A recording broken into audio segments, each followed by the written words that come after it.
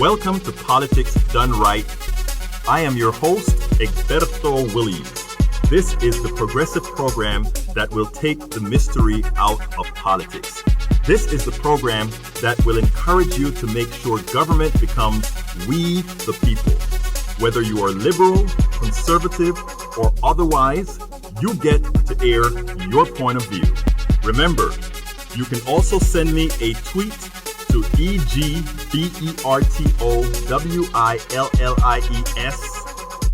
That is, at Egberto Williams. Let us engage. It is politics done right. 1, 2, 3. Well, folks, welcome to one more edition of Politics Done Right. I'm Egberto Williams, your host. Thank you so kindly for being a part of the show. We are going to have a great show for you today. As usual, today's topic is one of those topics that you really have to sit back and scratch your head and say, are you for real? Do you know what you're saying?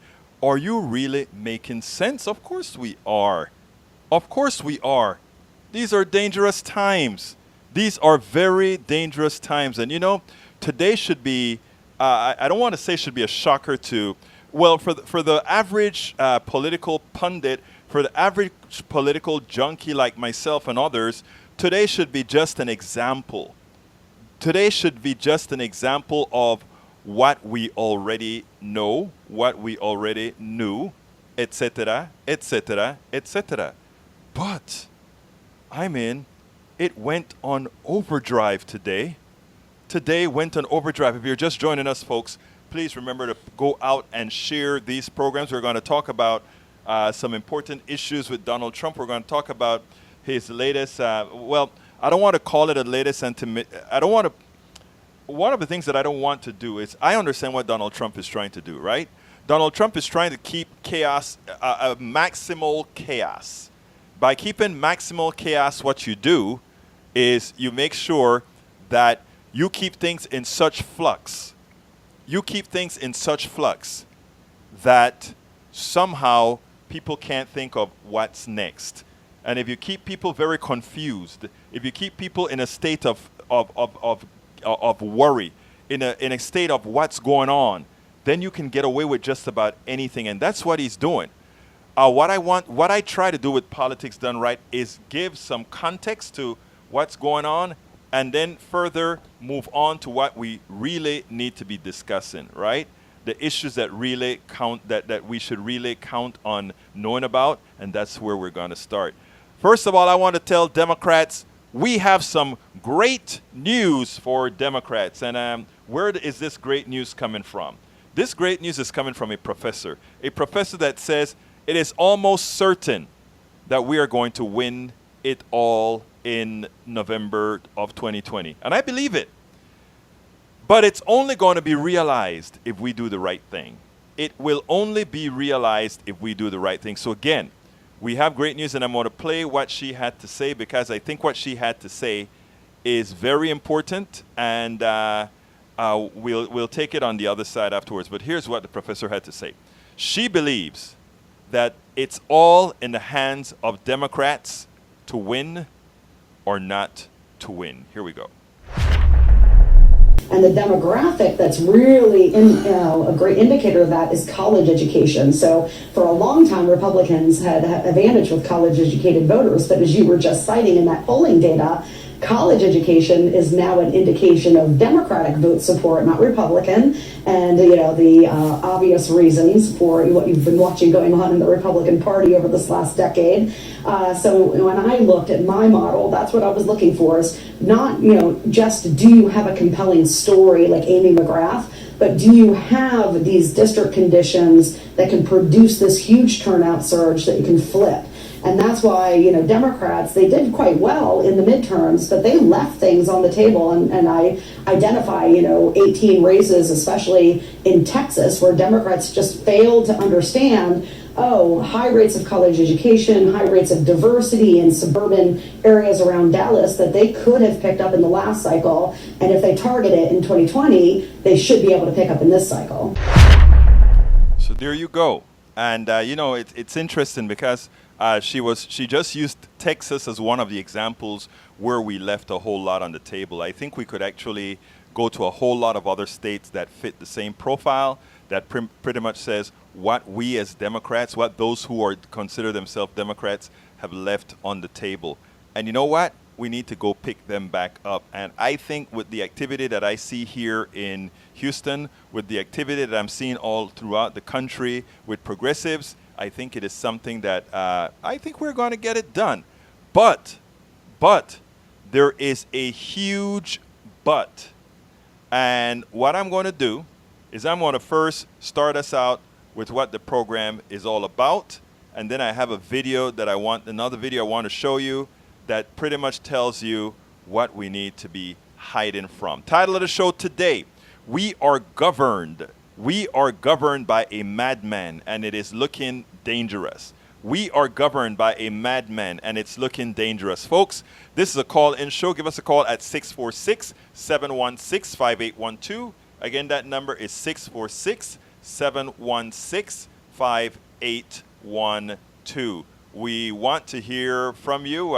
We want to hear from you. We want you to tell us what you think about what's going on. So again, that number is 646-716-5812. Okay, subtitle of the show. It is deeper than narcissism. Donald Trump is a madman, and everything the plutocracy needs now for their ulterior motives. I'm going to talk a little bit about that later on. And Biden is but the attenuation. Biden is but the attenuation. Anybody looking, people are looking at Donald Trump as the madman. Oh, the madman cometh. But you know what? People are happy. Many people in the plutocracy are happy with the madman. That's not really a huge problem of theirs. Donald Trump is more than a madman and a useful caricature for the plutocracy. Trump is more than a madman. He's a clear and present danger to us all. Just today, we get these new headlines. A false crisis with Denmark over the purchase of Greenland, creating a false narrative for letting Russia back into the G7. And I'm going to go into those in a little bit more detail a little bit later, referring to himself as the chosen one as he talks about the trade war. Who else is going to do it? Is it only me who can? Democratic voting Jews are disloyal. Well, I have a piece that was written by the president of Indivisible Houston that I'm going to, that's pretty much going to be the blog of the week for today, who wrote a piece that was a slighting piece on Donald Trump that I think everybody should read. It's at our website, but we're going to talk about it on the other side. And then we have to remember one other thing, right? After claiming, this is a piece from Daily Kos. After claiming, this is the height of, I don't even want to say privilege. It's more than the height of privilege. After claiming to be the king of Israel and second coming of God, Trump adds, I am the chosen one. I am the chosen one. Okay, but without further ado, what I want to do is I want to get you to see this other video. This is important. This one is by Zerlina Maxwell. As you know, right now, the template, the status is, or rather, the theory is that only Biden can win. Yesterday, I played you a video where Jill Biden went to Manchester, New Hampshire, I think it was, and she spoke to a whole lot of people, many people who said, oh, we may not be voters for Biden, we want other people. And she comes out and she says, straight face, do remember, only Biden can win. So whether you have a little piece of this that you prefer with another candidate, or something else you prefer with another candidate, stick with Biden, because only Biden can win. And you know what? The talking heads, you know what? The pundits, you know what? They're all jumping on board. But thank God for one. I've been featuring this woman lately quite often. And the reason I've been featuring Zerlina Maxwell often recently is because there's little pushback coming from all these guys singing from the same book. But she's always there, pushing back. And she pushed back on the theory that only Biden could win. Lena, let me start with you. Joe Biden, very healthy lead now, right? He has picked up again that double-digit lead over the others in his field, according to this latest polling. That enthusiasm that we talked about with Ali Vitale for Senator Elizabeth Warren out in the campaign, maybe not translating as much as she hoped into some of these numbers. Well, I think, shout out to Macalester College. It's one of my favorite colleges to have had visited in recent years. It's such a wonderful place. But I think that what Elizabeth Warren is doing is it's serious and substantive campaign, and it's very slow and steady. So it's almost like, a Dickensian novel where it takes a minute to warm up, but it's slow and steady through the race. In terms of Biden, I think that Biden is somewhat of a placeholder in this moment. And I may regret saying that later, I may be completely wrong. But as I see it right now, particularly because many of the same indicators that were true of Hillary Clinton, big leads among older African Americans, big leads in important critical states like South Carolina, that's true for Joe Biden. But I honestly believe that the electability argument that we've been working under is incorrect. I think that folks are saying, well, other people are more likely to vote for Joe Biden because he's a white guy, he was the vice president for 2 successful terms, and so I'll tell pollsters that I support Joe Biden when I really like Kamala Harris or when I really like Elizabeth Warren. But I'm afraid because Hillary Clinton lost, and so I'm afraid that if we nominate a woman, we'll have a devastating defeat again. And I think that, if you're a progressive in this particular primary, support who you like.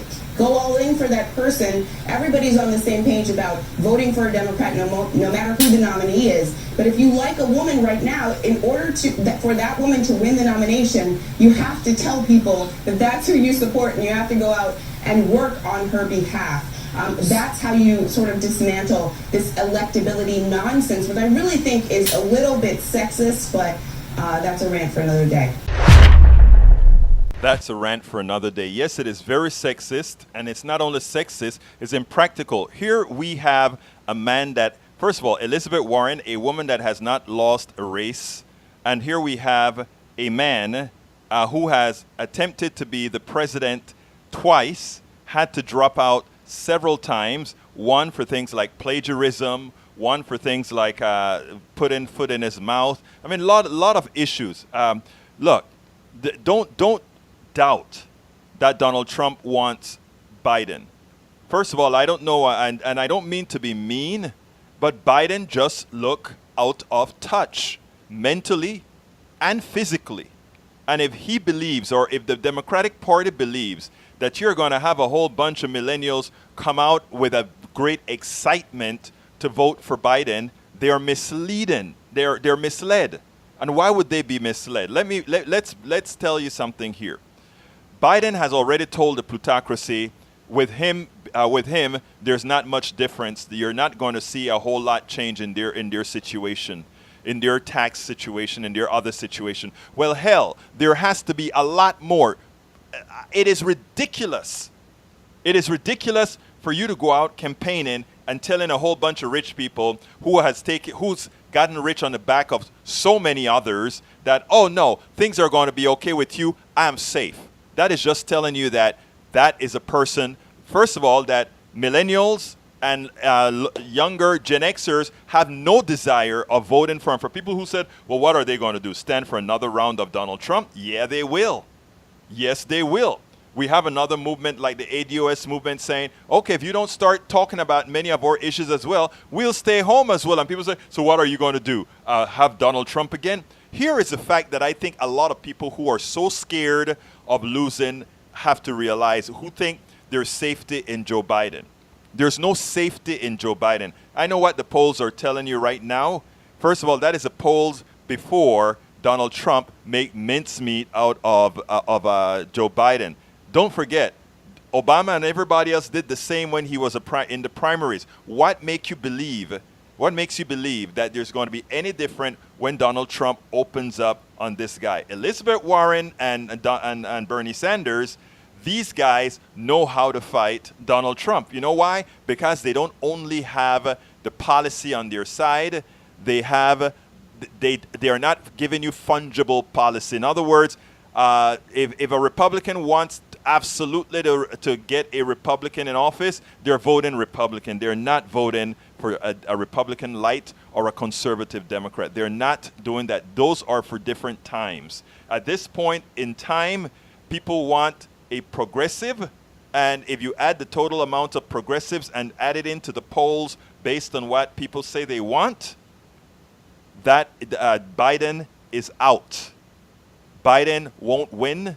Biden cannot win. I had a little thing with my former boss yesterday where he said, "Oh, maybe we should have a Biden Warren ticket, and Biden could serve 2 years, and after that, Warren gets officially 12 years to serve." And and I'm thinking for a minute, and I said, you know what? If that were something that was a sure thing to be electable, but Biden does not ring the bells of millennials. Biden does not ring the bells of younger folk. And if we really want to win, that is what we need. For those people who are concerned about women, a woman has already won. Hillary Clinton did. We shouldn't be talking about trying to appease a group of folk that we can't appease. In other words, the reason many people, and I want to go into Biden, and then we'll go into the other parts of the show. I need to say this, and by the way, I have a T-shirt that I'm selling at store.com, store.politicsdoneright.com that says it. A woman has already won the U.S. presidency, and one will again. Nice T-shirt. Go get it, please. Support Politics Done Right. But anyhow, let me tell you, folks, here's the deal. Oh, since I showed that, let me show another one, because this is a cute one, especially in these times. The Squad. That T-shirt says it all. It has you see that bottom picture of Donald Trump. Hey, let's go ahead and spread the word as we spread the Politics Done Right word as well. Now, here's the deal that we need to really, really, really talk about when we talk about working the vote and getting the vote. Here's my problem with the way these polls are done. Here's my problems with the way a lot of Democrats are reacting. They want to tell you, oh, we need to get a candidate who can win those white votes in Pennsylvania, who can win those white votes in Michigan, who can win those white votes in Wisconsin. That is not what did Hillary Clinton in. Those white votes in those areas that don't have a proclivity for Democrats, they are not going to come and vote for Biden. It's wishful thinking. It is flawed thinking. It always behooves me when we lost the Electoral College. A lot of people sat down and blamed. Okay, well, a lot of people of color didn't show up as they did for Obama. And then you ask the question, let's see, where did Donald Trump get his votes from? And where did Hillary get her votes from? 90% plus of black people, probably 60% plus of Latinos voted for Hillary Clinton. Who didn't vote for Hillary Clinton, and who voted for Donald Trump?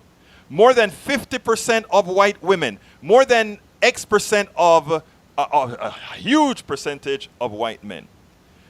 So if we are talking the numbers game, and this is where I say we have to start being honest. We have to start being honest in how we campaign. We have to start being honest in how we target votes. We have to be honest. People of color for the Democratic Party are already overperforming for the party.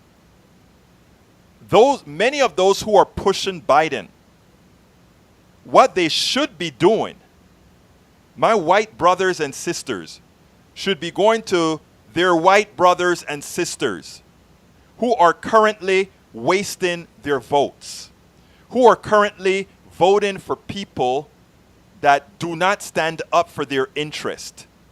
That is a healthy place to target. Why? Because it's a huge volume. You've got the vast majority of black people. You got the vast majority of Latinos. These folks are overperforming the coalition. The underperformers in the coalition are currently what folks like to call the white working class. So the white smart people that are in the fold, you better than anybody else can go out there and get the people that we need to make the difference in the part. And you don't get the people that we need to make the difference by going to Biden and think Biden is through osmosis is going to now bring those people in. Because when they get to the ballot, Donald Trump is going to so pollute Biden, it won't work. You know what will work?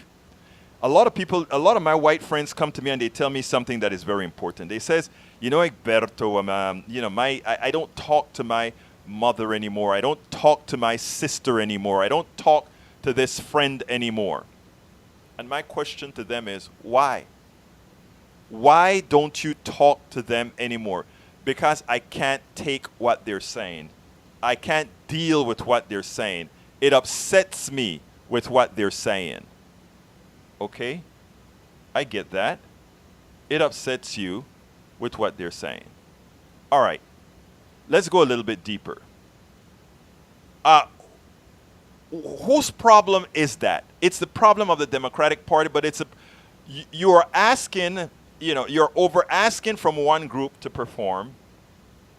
And at the same time, we are saying it is just too painful for me to talk to my mother, my brother, my cousin. You know what winning is all about? You know what winning is all about? Winning is all about doing the things that are painful to get it done. It is painful for everybody to convince another set of people to vote.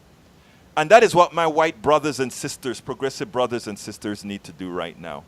Not ask Biden just to be a representation of something that would be acceptable for your white voting Republican, light, or conservative Democrat to vote for. Oh, I put an image of Biden there and somehow I'm going to get his vote. No. That's not the discussion to have. The discussion when you go to Thanksgiving with your white brother, your white sister, your white cousin, your white brother-in-law, your white all these in-laws is to have that hard discussion. To listen to what we talk about here. To express Medicare for all in a manner you know them better than I do. You know them better than most people do.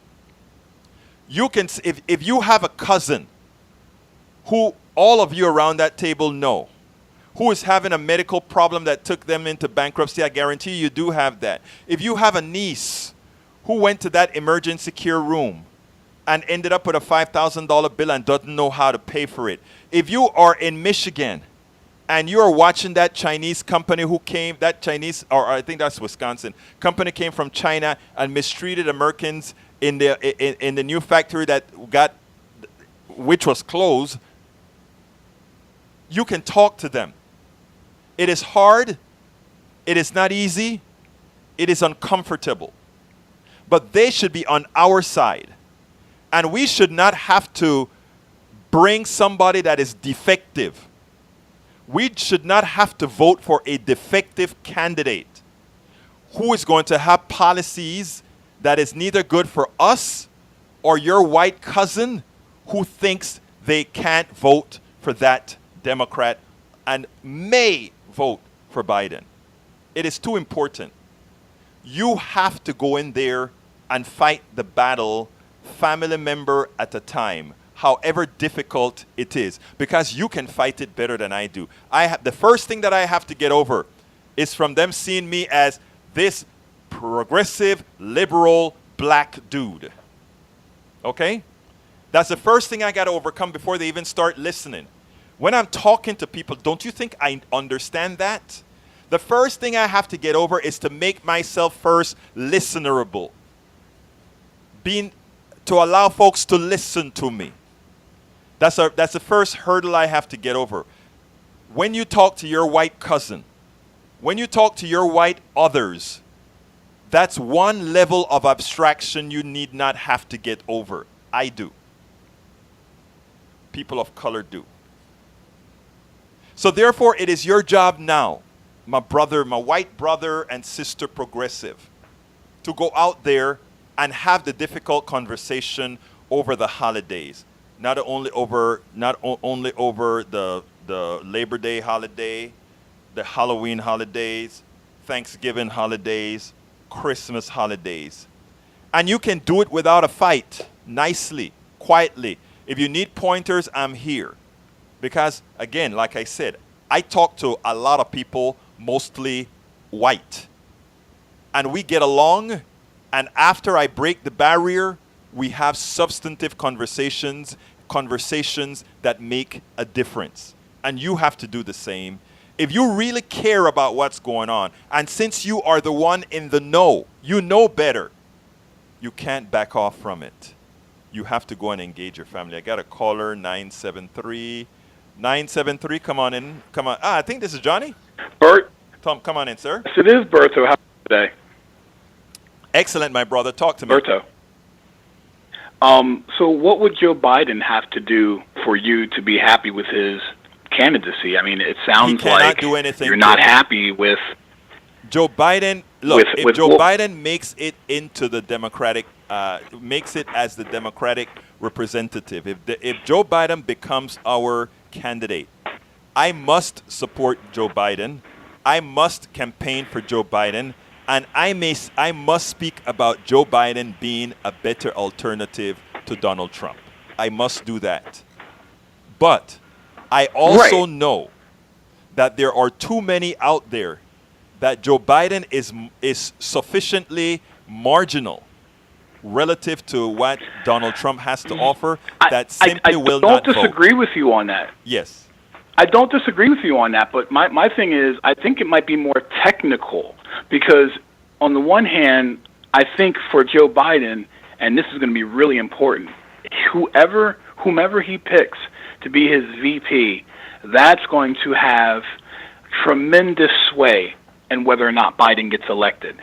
Secondly, I just want to point out that Biden gives you Pennsylvania. He takes Pennsylvania away from Trump right away.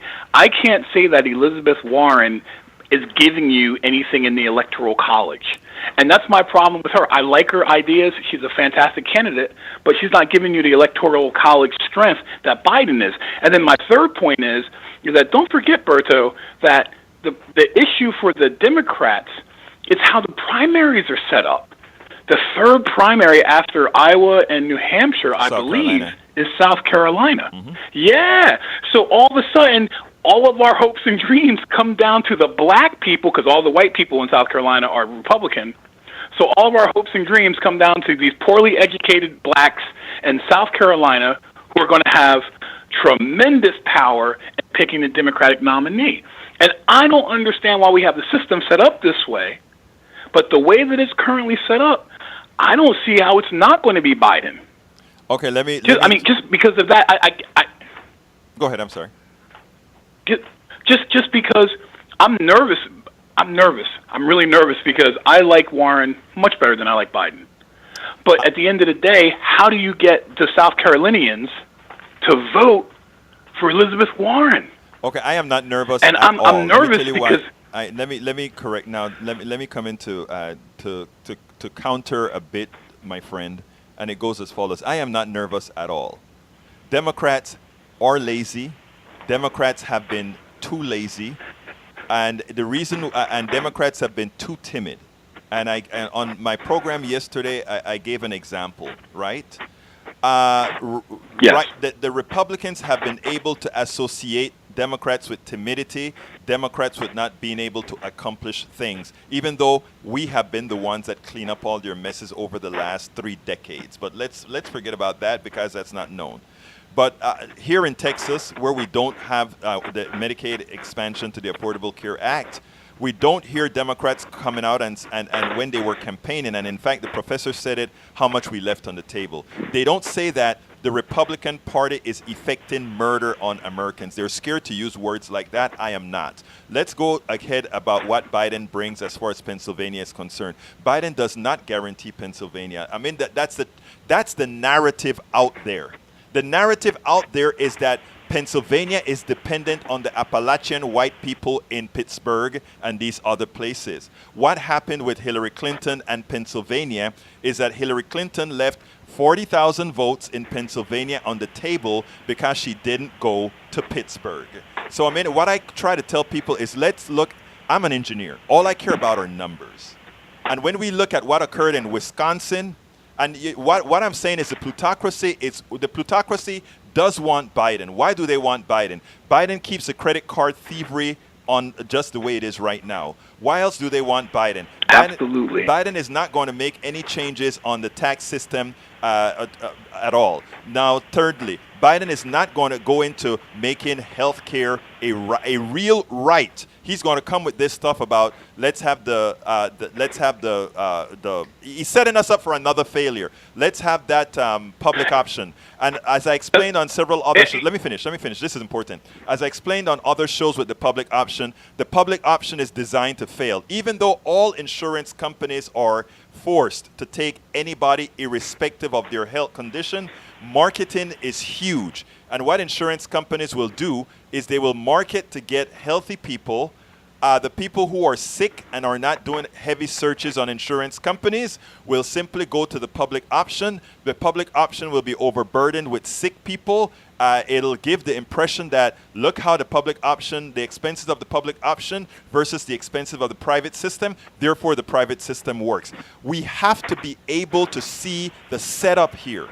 And when you see the setup, you see that you have to go in blasting that you cannot allow ourselves to be faked out by only Biden is electable. Biden is electable if progressives and Democrats remain lazy. You go into Pittsburgh. That's true. Let me tell you better. Warren went into West Virginia, coal country. She went and gave a talk with a whole bunch of coal miners. These hardline coal miners came out and say, we don't know if we're voting for her yet, but we kind of listened to her. We kind of liked what she had to say. That's the start. I agree, but Berto, you're absolutely right. Warren is the better, more electable candidate. I don't even think we can argue that point. I think you've made an excellent case, backed up with facts and data, that she has the better ideas. She's just better than Biden. But the thing is, some of this is mechanical. And then my other issue with her is it looks like you're right. Like if Biden were to get elected, because I don't see a pathway for Trump to win, by the way. Mm-hmm. I don't think he wins. Yes, I'm predicting greater Republican turnout, but in the end, there's a tidal wave coming. But my problem with the tidal wave is the gerrymander, and I wonder about the Senate. And Mitch McConnell basically being back in charge, no matter who the president is. And if the Democrat you have wins, a very good point. And that's an excellent point, and I want to tell you how important that point is.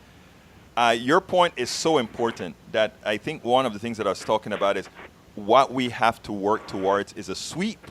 When I say a sweep, I mean yes. But here's the thing about it. I wasn't feeling that too much until I listened to Professor, and I don't remember her name, but I don't know if you saw the program from the start. But last night there was a professor on Lawrence who came out and said, we are starting out of the gate with 278 electoral votes. She said, it doesn't matter who we put up as a candidate. We are starting out with 278. Her analysis showed that we're starting at 278. And she said that everything else, as far as she can calculate, is upward thereafter.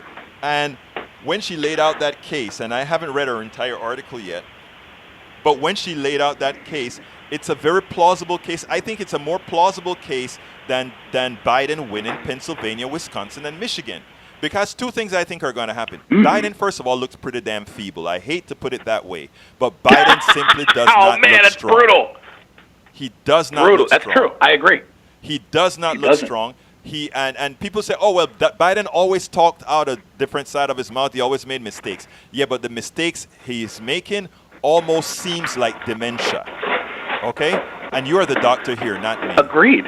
So my thing is we're putting too much in his basket. What I think we ought to do is first get rid of that fallacy that a woman cannot win because a woman has already won. Let's do the job to get those 80,000 votes in Wisconsin, Pennsylvania, and Michigan. And my gut feeling is we don't even have to work all that hard for those votes. I think we work for those votes. What we get is a landslide out of those three states.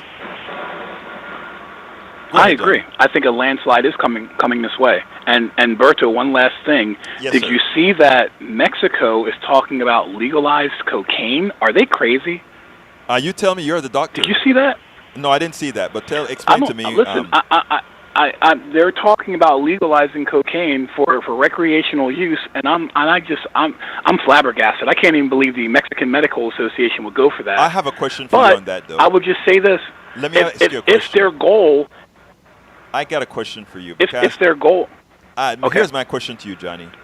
Because I am for the complete legalization of drugs for one reason only, not for recreational use and all of that, but to give people support. I'm for educating people, and not only educating people as to what the drugs really do, but not having the drugs criminalized. And the reason why I'm saying that is there are addicts out there on coke and all of that are rotting in jail, et cetera, that I think is counterproductive.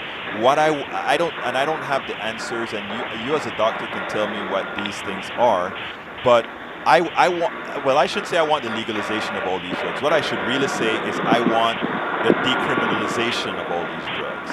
I don't know if they're the same or not. Maybe you can tell me whether they're, what you think about that. But what I want is for people not to be rotten in jail because they're on drugs. Well, look, I don't disagree with you on that. I look at drug addiction as simply a medical issue, and it should be treated as such. And I also understand that by legalizing drugs, you take away the power of the cartels. Right. And so from that standpoint, I'm okay with that as well. And then finally, I guess maybe because I feel like a true American, understands the power of being able to make a choice, and trusting my fellow Americans that if given the choice of being able to use drugs, that's a choice that people would have to come to grips with, like not wearing a seatbelt. Right.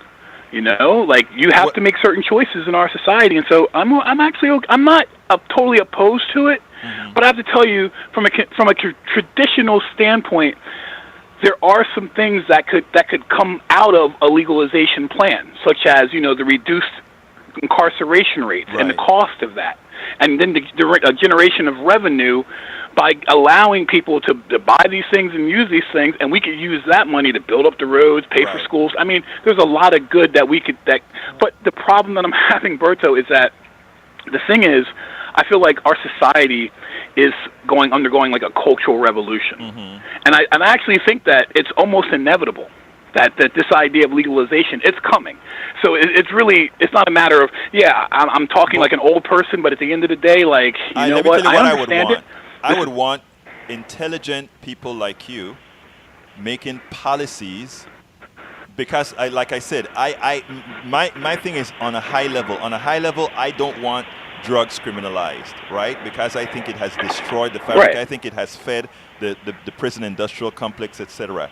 I am not qualified from a societal point of view how this is to be implemented. There are a lot of much smarter people like yourself who understand doctrine that I would leave that up to. I would say policy-wise, we don't want the state and private corporations making money off of the demise or of people's demise because they are addicted. How do we go from here? And I think we have to start from the point that says we're not criminalizing it. And I would also like to point out, and this is going to sound, and this is where I go a little crazy on the radical side of it. Yes. But you could have a situation for the ADOS community where, let's say, they put a law in place where they took something like marijuana and decriminalized it and said, okay, it can be sold, but the only people that can get a license to sell it are ADOS. I couldn't go with that. Or the revenue generated has to go to reparations just for marijuana alone. I'm just saying that's the kind of stuff you could do. Put it this way. Here's and I kind of like how you're thinking out of the box, Johnny. I like how you're thinking out of the box. I'm just saying. Right now, I'm just saying. Here's something. I like what you said in a lot of ways. Let me tell you what I like with what you said. Right now, I think that is actually a reparations compromise right there.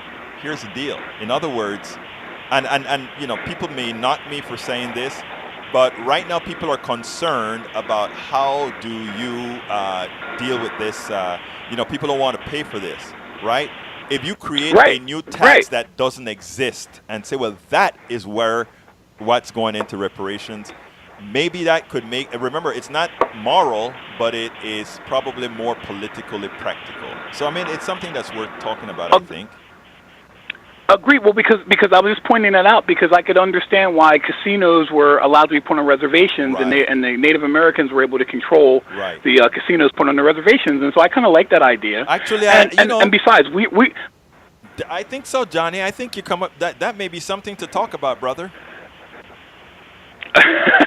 Hey, man, you got all the connections, brother. And by the way, you're doing a fantastic job, and you're doing a great job of defending your points, and you're just growing, and you're communicating We so grow, well. we all grow. And I'm That's what telling we- you, you got a lot of power. Hey, thank you, my brother. Look, you have a great one, and we'll continue Have a with good this day. show. Take care now.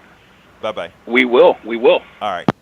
All right, let me start hitting some of these folks that are here. Let's see. Kenesha Parkinson, teach and educate. That's what we all do. That's what we must do. Every day I work to reduce barriers for families to have health care and health in my community. Nishi Parkinson, thank you so kindly for doing that. We need a lot more people that understand what's going on with the medical system. Too much damn red tape and foolishness to keep people from obtaining those things. So right. Conversations make a difference, and stop being naive. Absolutely so. Okay, Masticator. Masticator, you know I love you, right? Masticator, hear me out. I know you're a right winger. I still love you, and I know we can make a difference, even you and I working together, even though you like to harass me online. Here's the deal. Egberto's Guide to Make Your Family Hate You. So I ask white Americans who are progressive to talk to their white brothers and sisters or whatever color they are. I mean, look, race is stupid, but we still have to talk about it because we're here. We're here in the country. I am asking you to have a civil conversation with your family members and use examples that they are living through to show the difference in how the different candidates would work on it. And when you are talking to somebody that's your family and friend that can have a civil conversation, not shouting at each other, not sneering at each other, you know, you can have a conversation. And they may not want to come out to you and say, you are absolutely wrong, or you're absolutely, they may come out and, you know, push back. But you would have left a seed in their minds and a hug.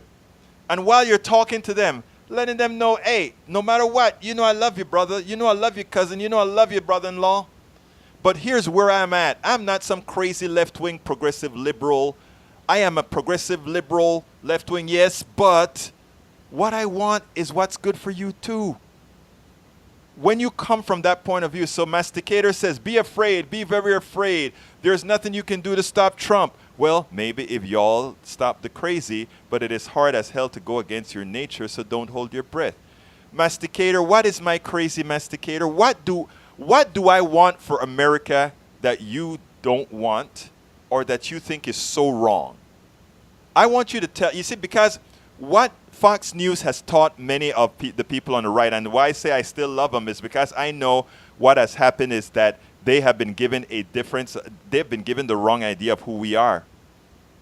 So, Masticator, I want to give you an option to have a dialogue. Either call in at 646-716-5812 or leave a message here saying a little message, and I'll answer it right away, saying what specific policy that I like, that you know as a left-winger I like, that I think is good for you too, that you specifically think is wrong. Tell me, please.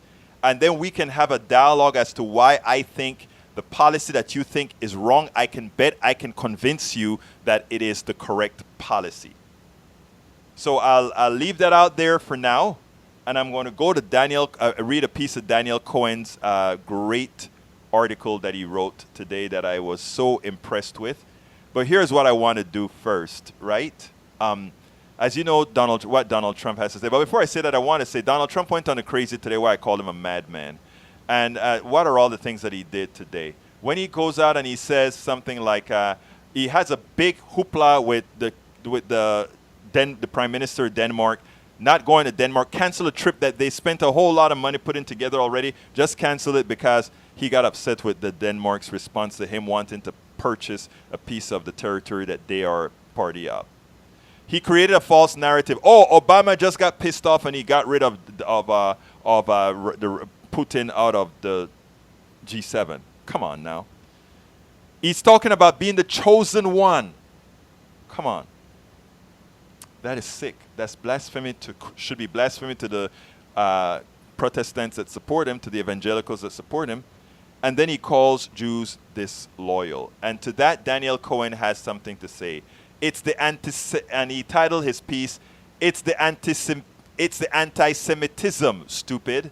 Not my words, Daniel's words. And he says, the pseudo leader helming the White House hugged anti-Semitism yet again today as he labeled Jewish Democrats today as lacking knowledge or disloyal. His statement has to be noted not because it is in any way surprising to hear him say it, but rather because it further demonstrates and deepens yet again the White House's anti-Semitic ignorance of Jewish priorities in the United States.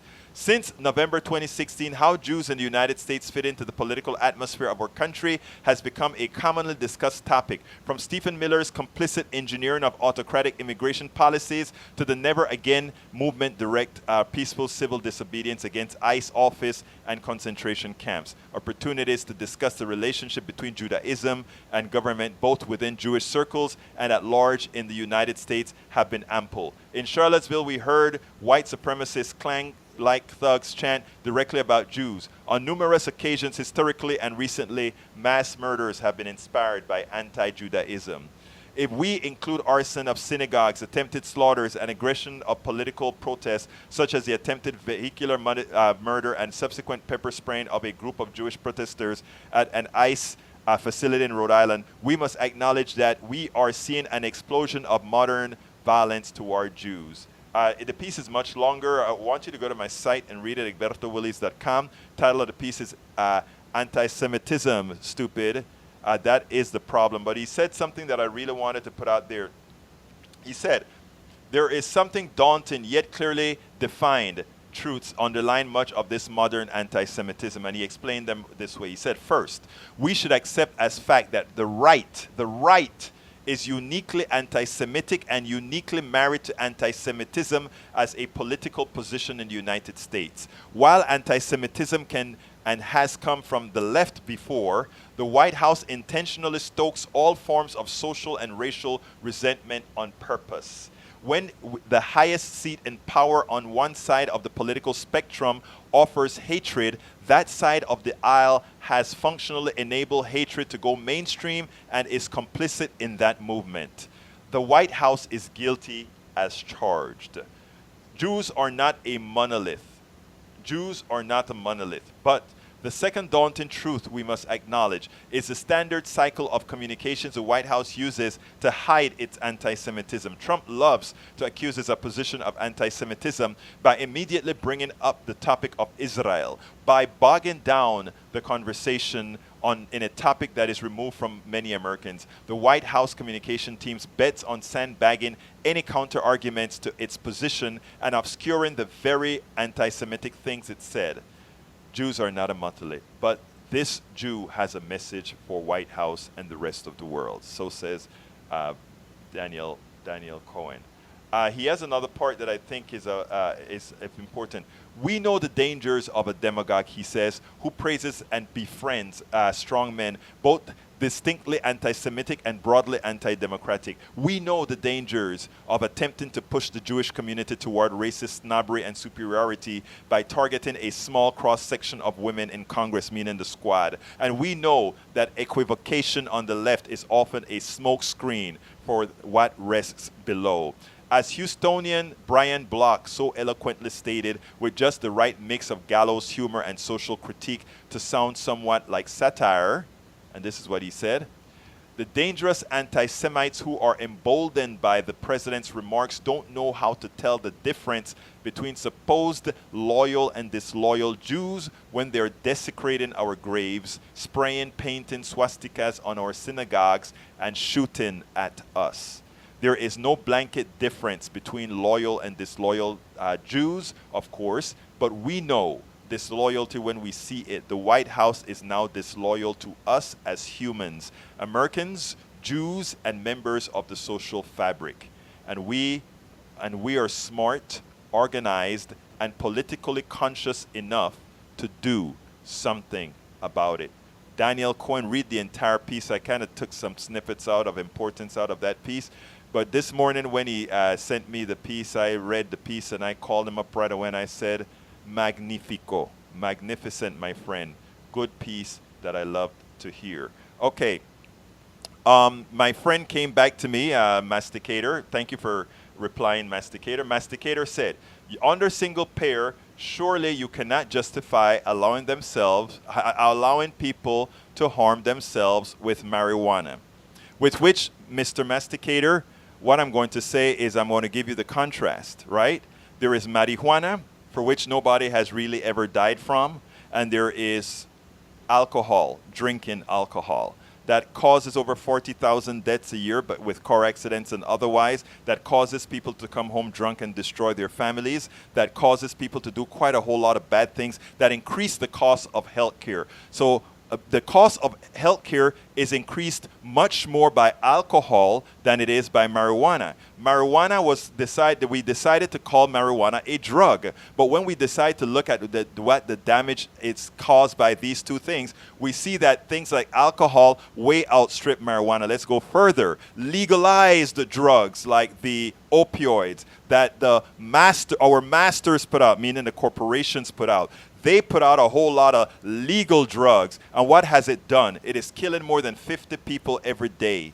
We don't get deaths from marijuana at all. We get deaths from alcohol. We get deaths from alcohol and opioids and other drugs, legal drugs. What we have to do, my dear brother, Masticator, is stop taking in what the plutocracy is telling us. The reason they tell us these things is they want us to think about things in a particular manner. Why do they want to think? Because the things that they are going to make money on are the things that they are going to push. It is the reason that I take aspirin and I don't take Tylenol or Advil or anything.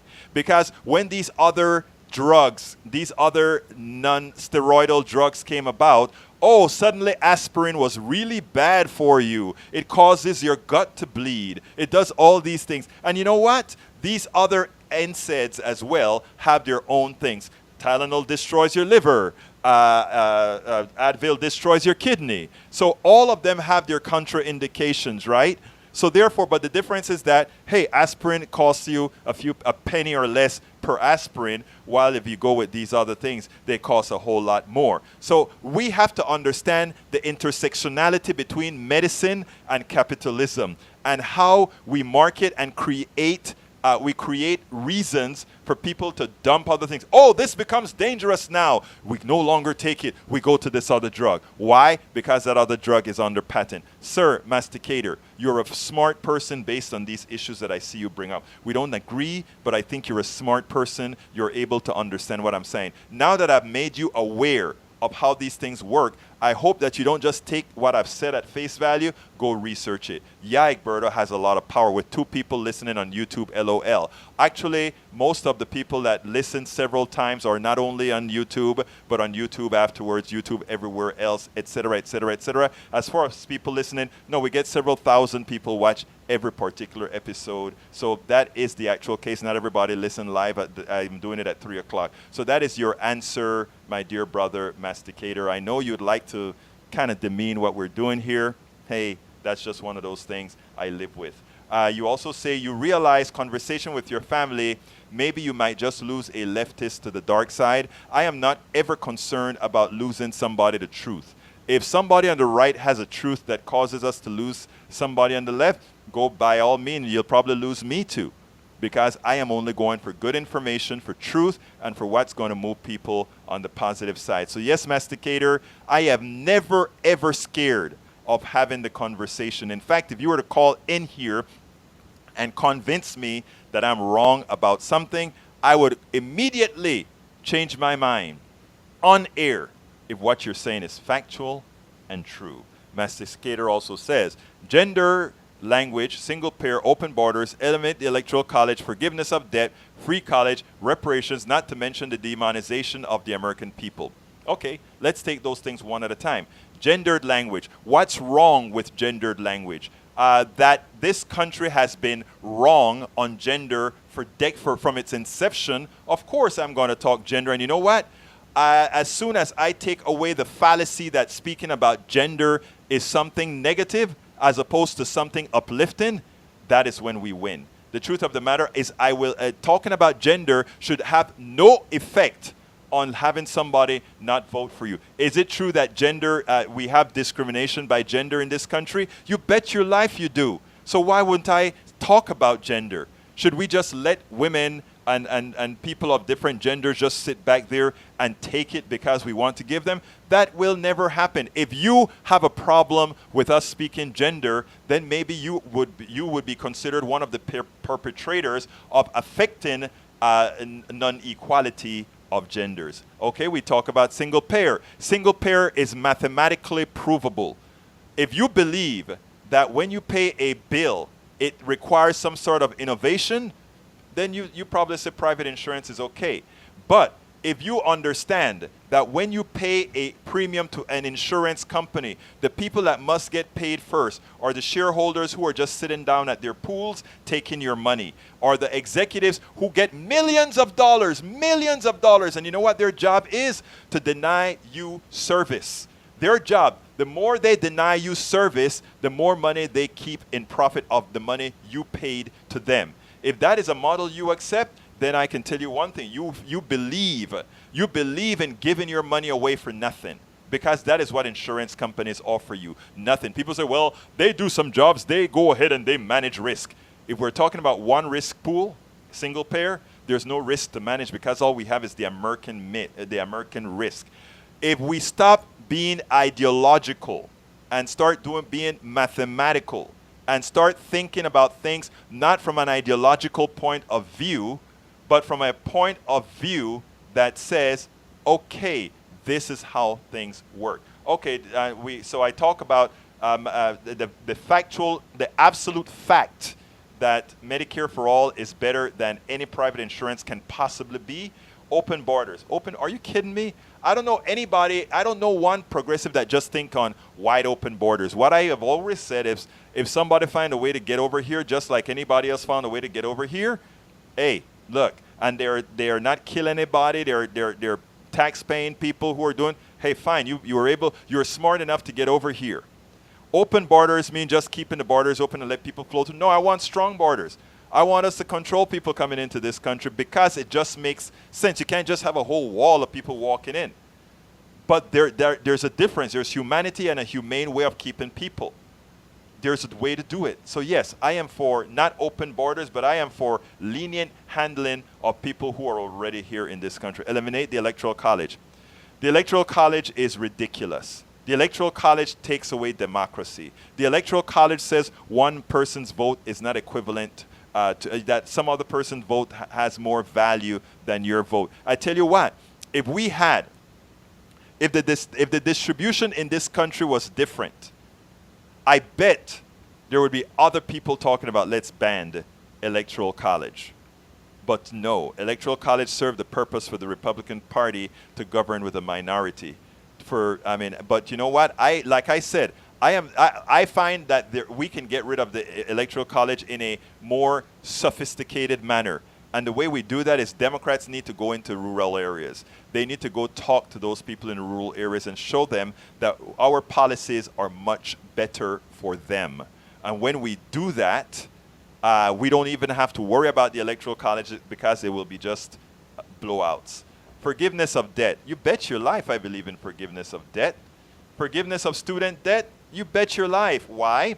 Because, and not only that, I want forgiveness of student debt paid for by the corporations who were taking care of the free knowledge that they're getting. In other words, we educate, they pay less taxes, we go ahead and go into debt to educate ourselves, and then they make a profit from the education that we get.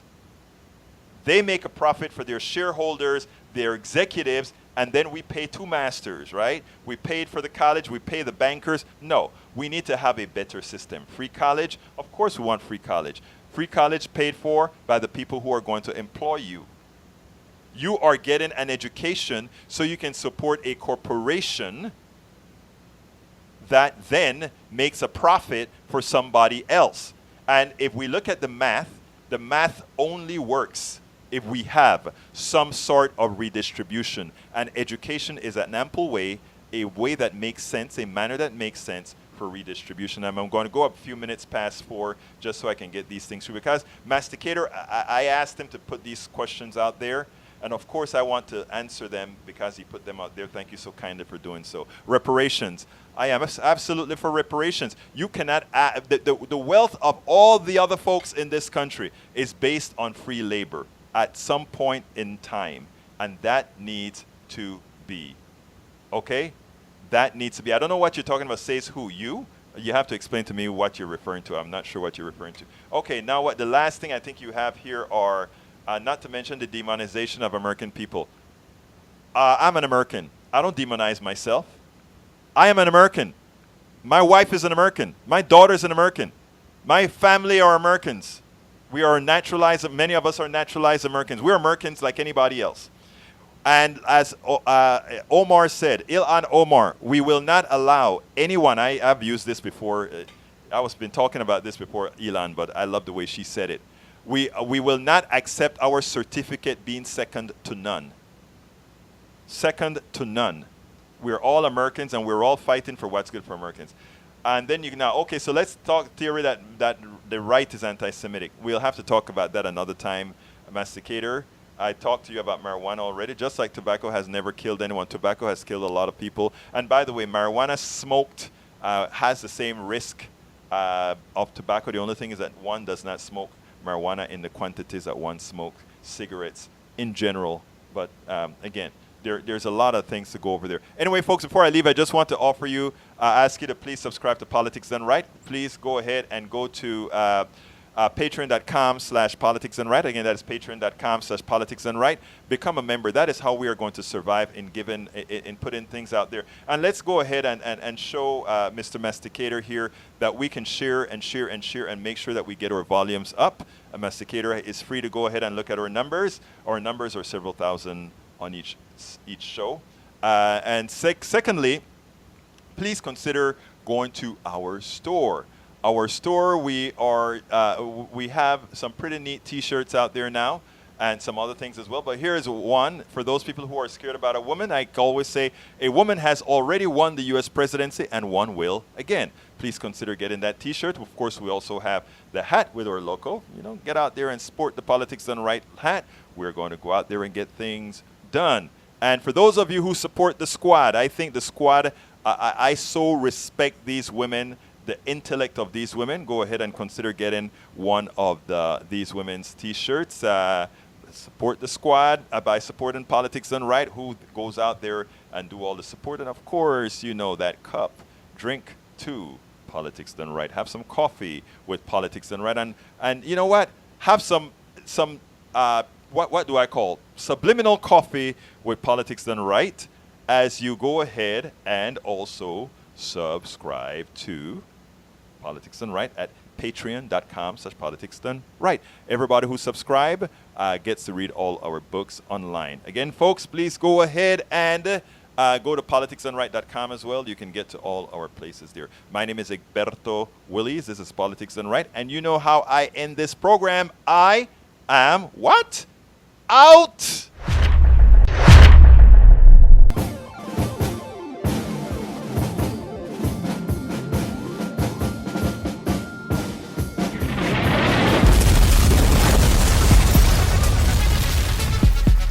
Welcome to Politics Done Right. I am your host, Egberto Willies. This is the progressive program that will take the mystery out of politics. This is the program that will encourage you to make sure government becomes we the people. Whether you are liberal, conservative, or otherwise, you get to air your point of view. Remember, you can also send me a tweet to EGBERTOWILLIES. That is at Egberto Willies. Let us engage. It is Politics Done Right. 1, 2, 3.